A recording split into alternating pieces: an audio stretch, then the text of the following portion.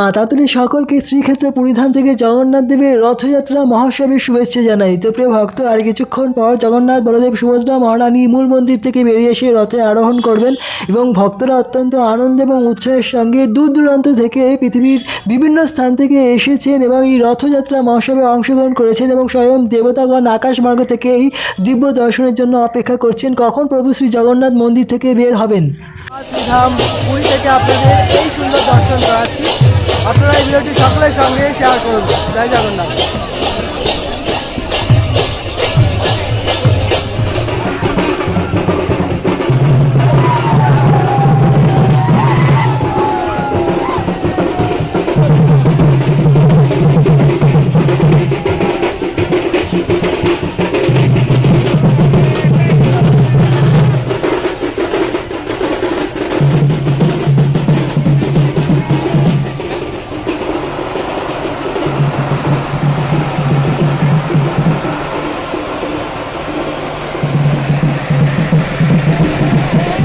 দেখতে পাচ্ছেন রথযাত্রার এই সুন্দর দিনে অসংখ্য ভক্ত সমাগম হয়েছে শ্রীধামপুরীতে।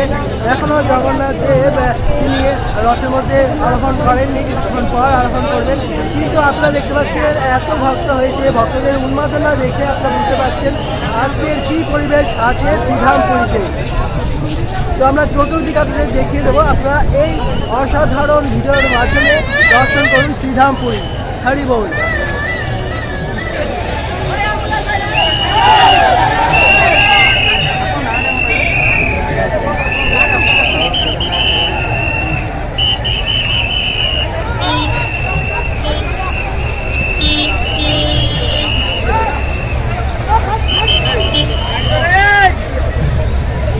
স্বেচ্ছাসেবী সংস্থা, এরকম পুরীতে অসংখ্য স্বেচ্ছাসেবী সংস্থার তরফ থেকে জল এবং প্রসাদ বিতরণ করা হচ্ছে সমস্ত ভক্তদের জন্য।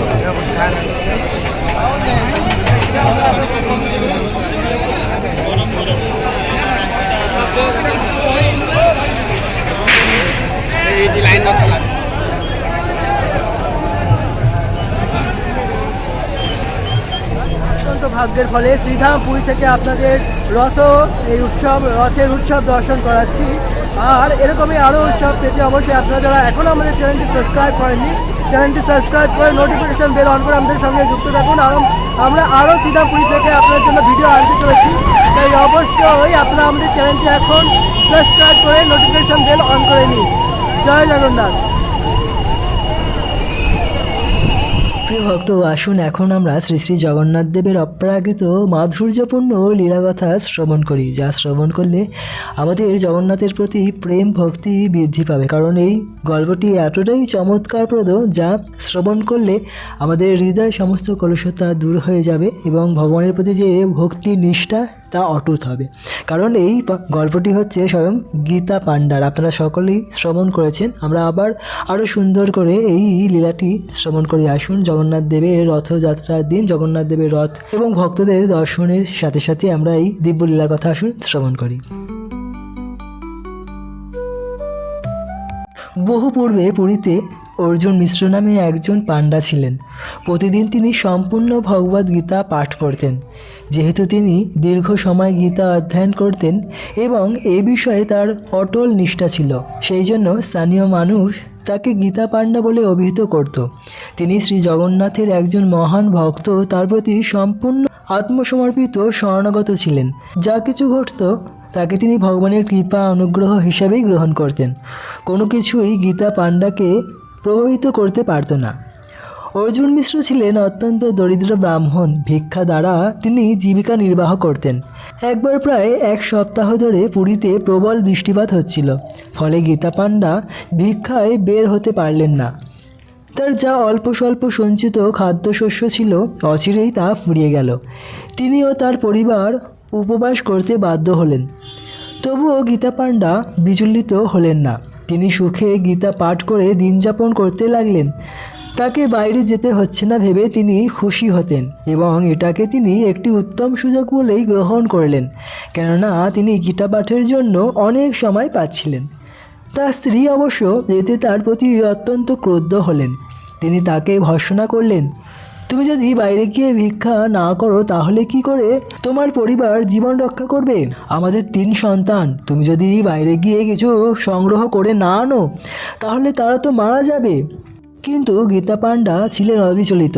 তিনি ভগবদ গীতা থেকে তাকে একটি শ্লোক দেখালেন, অনন্য চিন্তয়স্তমাম যে জনাপর্যুপাসতে তেষাম নিত্যাভিযুক্তানাম যোগক্ষেমম বহা অহম। অনন্য চিত্তে আমার চিন্তায় মগ্ন হয়ে যারা আমার উপাসনা করেন, আমি তাদের সমস্ত অভাব পূরণ করি এবং তাদের প্রাপ্ত বস্তুও সংরক্ষণ করি। কিন্তু তার স্বামীর এহেন আচরণে মিশ্র গৃহিণীর রাগ আরও বাড়ল। কয়েকদিন তিনি প্রতীক্ষা করলেন, কিন্তু তার পতিদেব কিছুই নিয়ে আসলেন না। কেবল তিনি বলতে থাকলেন, আমরা যদি কেবল ভগবানের উপর নির্ভর করি তাহলে তিনি সব কিছুই তত্ত্বাবধান করবেন। তিনি স্বয়ং একথা বলেছেন। কতদিন তাকে এইভাবে প্রতীক্ষা করতে হবে মিশ্র গৃহিণী ভেবে পাচ্ছিলেন না। ছেলেমেয়েরাও আহারের অভাবে খুবই ক্ষুধার্ত হয়ে পড়ল। মিশ্রের স্ত্রী অত্যন্ত ক্রোধান্বিত হলেন। তার পতির হাত থেকে ভগবদ্গীতা নিয়ে তিনি ওই শ্লোকটিতে যেখানে উদ্ধৃত করা হয়েছিল সেখানে বের করলেন এবং শ্লোকের উপর 3টি রেখা টেনে দিয়ে শ্লোকটি কাটলেন। পরবর্তীতে ক্ষুধায় অবসন্ন হয়ে তিনি ও তার সন্তানেরা নিদ্রামগ্ন হলেন। মিশ্রও বিশ্রাম গ্রহণ করলেন। কিছুক্ষণ পরই মিশ্রজির স্ত্রী দরজায় করাঘাতের শব্দ শুনতে পেলেন। তিনি শয্যা ত্যাগ করে দরজা খুললেন। 2জন অত্যন্ত সুন্দর বালক সেখানে দাঁড়িয়েছিল, আর তারা তাদের সঙ্গে আহার্য প্রস্তুত করার জন্য বহুবিধ খাদ্যোপকরণ বহন করে নিয়ে এসেছিলেন। ব্রাহ্মণী এই সুন্দর 2 বালককে দেখে অত্যন্ত বিস্মিত হলেন। তাদের একজন ছিল শ্যামবর্ণ, অন্যজনের গায়ের রং ছিল দুগ্ধ ধবল। কৃষ্ণবর্ণ বালকটি ব্রাহ্মণীকে বলল, দয়া করে এই খাদ্য সামগ্রীগুলি নিন। গীতা পাণ্ডার কোনো মিত্র এগুলি প্রেরণ করেছেন। অনুগ্রহ করে এগুলি রান্না করুন এবং পূর্ণ পরিতৃপ্তি সহকারে ভোজন করুন। ব্রাহ্মণী এই অনুপম সুন্দর 2 বালককে দর্শন করে অত্যন্ত প্রীত হলেন। তিনি যখন বালকদ্বয়ের কণ্ঠস্বর শ্রবণ করলেন তখন তার হৃদয় আনন্দে পরিপূর্ণ হলো। তিনি তাদের প্রতি গভীর স্নেহ প্রীতি অনুভব করলেন। তিনি তাদের আহার্য প্রস্তুত করা পর্যন্ত অপেক্ষা করতে ও তাদের সঙ্গে ভোজন করতে অনুরোধ করলেন। কিন্তু বালকটি উত্তর দিলেন, হ্যাঁ, আপনিও আপনার স্বামীর সঙ্গে প্রসাদ গ্রহণের জন্য আমাদেরও প্রবল ইচ্ছা ছিল, কিন্তু আমার জিহ্বা কেটে দেওয়া হয়েছে, সেজন্য আমি কিছুই আহার করতে পারছি না। এই কথা বলে বালক দুটি বিদায় নিল। গীতা পাণ্ডা অর্জুন মিশ্রের স্ত্রী সমস্ত ভোজন দ্রব্যাদি ঘরে রেখে তাদের সৌভাগ্যের কথা তার স্বামীকে বলতে গেলেন। যখন গীতা পাণ্ডা এসে সমগ্র ঘরভর্তি বহুবিধ খাদ্যোপকরণ দেখলেন তখন তিনি তার স্ত্রীকে জিজ্ঞাসা করলেন, তুমি কি ওই বালক দুটিকে ভোজন করিয়েছ? আশা করি তুমি তাদের এই দয়ার প্রতিদানে কিছু প্রসাদ তাদের ভোজন করিয়েছ। তার স্ত্রী উত্তর দিলেন, আমি তাদেরকে প্রতীক্ষা করে কিছু ভোজন করতে বলেছিলাম, কিন্তু কৃষ্ণবর্ণ বালকটি বলল যে কেউ তার জিহ্বায় 3টি স্থানে কেটে ক্ষত করে দিয়েছে, সেই জন্য সে কিছু খেতে পারছে না। অর্জুন মিশ্র যখন একথা শুনলেন তিনি তৎক্ষণাৎ বুঝতে পারলেন যে ওই কৃষ্ণ বালক ভগবান স্বয়ং ব্যতীত অন্য কেউ নয়। যেহেতু তার স্ত্রী শ্লোকটি 3 বার কেটেছিলেন, সেই জন্য ভগবানের শ্রীমুখ থেকে নিঃসৃত হওয়া ওই শব্দগুলি খণ্ডিত রূপ তার জিহ্বায় প্রতিবিম্বিত হয়েছে। মিশ্র গৃহিণী উপলব্ধি করতে পারলেন যে তিনি তার অনন্যচিত্ত ভক্তদের প্রতিপালন করবেন বলে যে প্রতিশ্রুতি দিয়েছেন সেটি সত্যটা প্রমাণ করতে তিনি তার প্রিয় ভক্তের জন্য স্বয়ং ভোজনদ্রব্য বহন করে এনেছেন। অবিলম্বে ব্রাহ্মণ পাণ্ডা ও তার শ্রী কৃপাপরায়ণ শ্রী জগন্নাথের নিকট ক্ষমা প্রার্থনা করা এবং তাদের প্রতি তার করুণা অনুগ্রহের জন্য তাকে ধন্যবাদ জ্ঞাপনের উদ্দেশ্যে জগন্নাথ মন্দিরে যাওয়ার জন্য প্রস্তুত হলেন।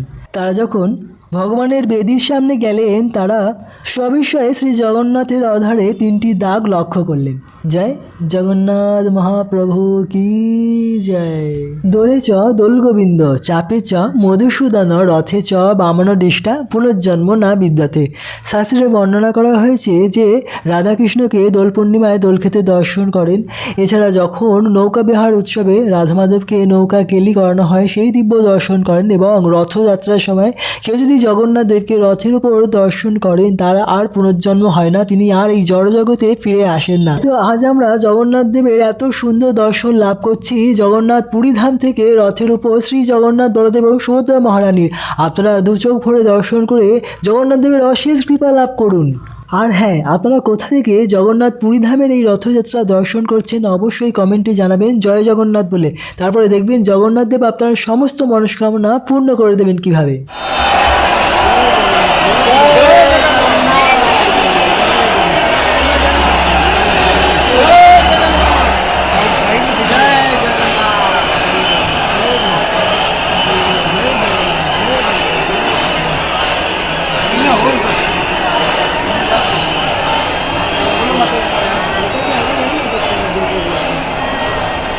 आप इधर आते हैं, हम निकल जाते हैं।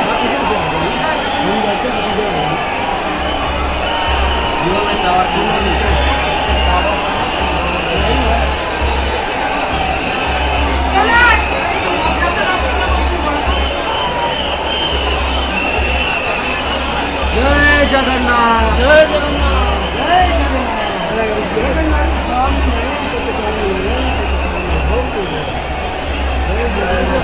রথযাত্রার প্রথম দিন জগন্নাথ দেব মাসির বাড়ি পৌঁছাতে পারেনি, কিন্তু কেন তিনি মাসির বাড়ি পৌঁছাতে পারলেন না, কেন মাঝপথে রথ দাঁড়িয়ে গেল, তা জানতে অবশ্যই আপনারা আমাদের সঙ্গে থাকুন। পরবর্তী ভিডিওতে আমরা আপনাদের দেখাবো কেন জগন্নাথ দেবের রথ মাঝপথে আটকে গেছেন, মাসির বাড়ি যেতে পারলেন না প্রথম দিন রথযাত্রার। ততক্ষণের জন্য আপনারা সকলেই সুস্থ থাকবেন, ভালো থাকবেন। দেখা হচ্ছে আপনাদের সাথে আরও একটি জগন্নাথ দেবের রথযাত্রার সুন্দর ভিডিও নিয়ে শ্রীধামপুরী থেকে। ততক্ষণের জন্য জয় জগন্নাথ।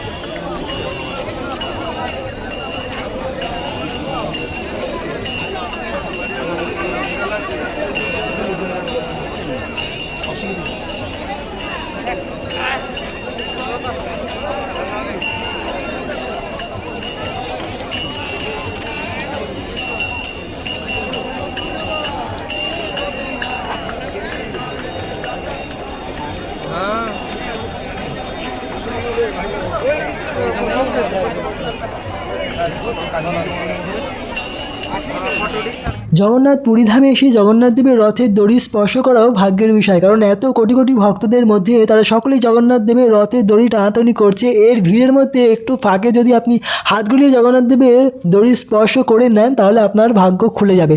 তাই আমরা বিশেষ মুহূর্তটা আপনাদের সঙ্গে এখন শেয়ার করছি, কীভাবে ভক্তরা রথের দড়ি একটু মাত্র শোয়ার জন্য, রথের দড়ি টানার জন্য কতটা হুড়োমুড়ি করছে। এটা কেবলমাত্র যাদের শক্তি রয়েছে হৃদয়ে তাদেরই জন্য সম্ভব, কোনো দুর্বল হৃদয়ের জন্য সম্ভব না।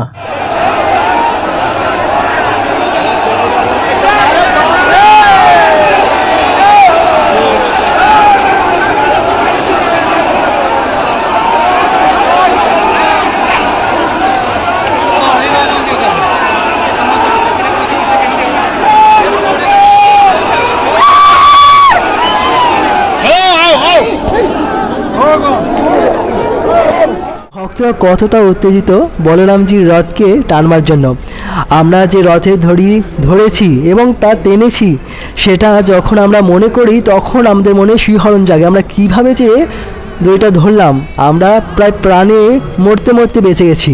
অনেকে তো আবার রথের চাকার সামনে পড়ে যাচ্ছিলেন, কিন্তু সেনাবাহিনীদের খুব দ্রুত চেষ্টার ফলে তারা প্রাণে রক্ষা পেয়েছেন।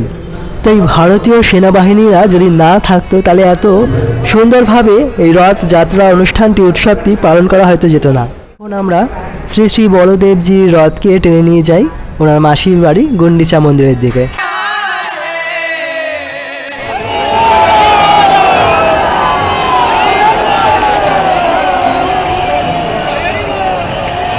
জগন্নাথ দেবের রথযাত্রা মহোৎসবের এই পূর্ণ মুহূর্তে শ্রীক্ষেত্র পুরীধামে দাঁড়িয়ে আমরা জগন্নাথ দেবের কাছে প্রার্থনা করি, হে প্রভু শ্রী জগন্নাথ, আপনি সকলকেই আপনার প্রেমময় সেবায় যুক্ত করুন, ভক্ত সঙ্গে বৈষ্ণব অনুগাত্রী সকলকেই আপনার দিব্য সেবায় যুক্ত করুন, যুক্ত রাখুন। আপনিও মানুষে আজ জগন্নাথ দেবের রথযাত্রা মহোৎসবে অংশগ্রহণ করেছেন, তাই আপনাদের জন্য আমরা জগন্নাথ দেবের কাছে প্রার্থনা করি, জগন্নাথ দেব যাতে আপনাদের সকলের মনস্কামনা পূর্ণ করুন, এটাই আমরা প্রার্থনা করি বিশেষভাবে। জয় জগন্নাথ দেবের মহা রথযাত্রা মহোৎসব কি জয়, জয় জগন্নাথ।